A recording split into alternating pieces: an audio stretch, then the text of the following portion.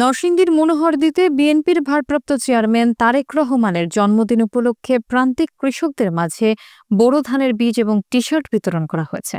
Agriculturist association of বাংলাদেশের উদ্যোগে উপজেলার একটি পৌরসভা এবং ১২টি ইউনিয়নের ১,০০০ কৃষককে এ উপহার প্রদান করা হয়।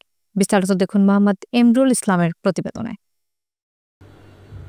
নরসিংদীর মনোহরদীতে বিএনপির ভারপ্রাপ্ত চেয়ারম্যান তারেক রহমানের ৬১তম জন্মদিন উপলক্ষে আয়োজিত একটি সামাজিক কর্মসূচিতে ১,০০০ প্রান্তিক কৃষকের মাঝে বোরো ধানের বীজ এবং টি-শার্ট বিতরণ করা হয়। এ উদ্যোগের আয়োজন করে এগ্রিকালচারিস্ট অ্যাসোসিয়েশন অব বাংলাদেশ, যারা জানান বর্তমান কৃষি সংকট, উৎপাদন ব্যয়ের বৃদ্ধি এবং বাজারে অনিশ্চয়তার প্রেক্ষাপটে কৃষকদের পাশে দাঁড়ানো অত্যন্ত জরুরি হয়ে উঠেছে। লেবুতলা ইউনিয়নের নোয়াকান্দি হাজী আলিম উদ্দিন উচ্চ বিদ্যালয় মাঠে আয়োজিত অনুষ্ঠানে সভাপতিত্ব করেন বিদ্যালয়ের প্রধান শিক্ষক মোহাম্মদ হেলাল উদ্দিন।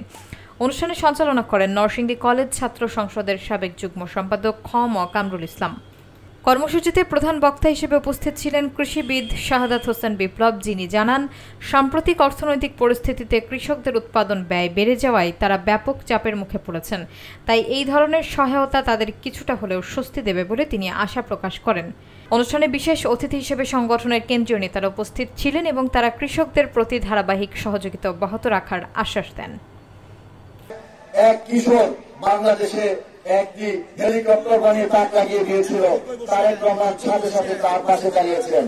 একজন শিল্পী, অসহায় শিল্পী, গুণী শিল্পী, তিনি বয়সের বাড়ির চলতে পারতেছিলেন, তারেক রহমান সাথে সাথে ওনার টিমকে নিতে দিয়েছেন ওনার পাশে দাঁড়ানোর জন্য।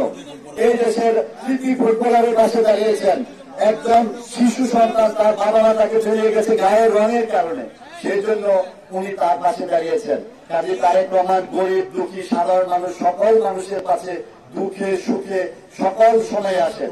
কাজে আপনাদের প্রতি আমার উদাত্ত আহ্বান থাকবে, আগামী যে নির্বাচন হচ্ছে সেই নির্বাচনে ধানের শীষের যে প্রার্থী থাকবে, সেই ধানের শীষের প্রার্থীকে আপনারা বিজয়ী করে শক্তিশালী করে তারেক রহমানকে এই ক্ষমতায় বা সরকারে বসানোর সুযোগ দেন। একটি বারের জন্য সুযোগ দিয়ে আপনারা দেখুন উনি কিভাবে দেশ পরিচালনা করে। এই দেশকে একটি উন্নতির স্বর্ণশিখরে আরোহণ করার জন্য ওনার প্রাণান্ত প্রচেষ্টা অবশ্যই অব্যাহত থাকবে।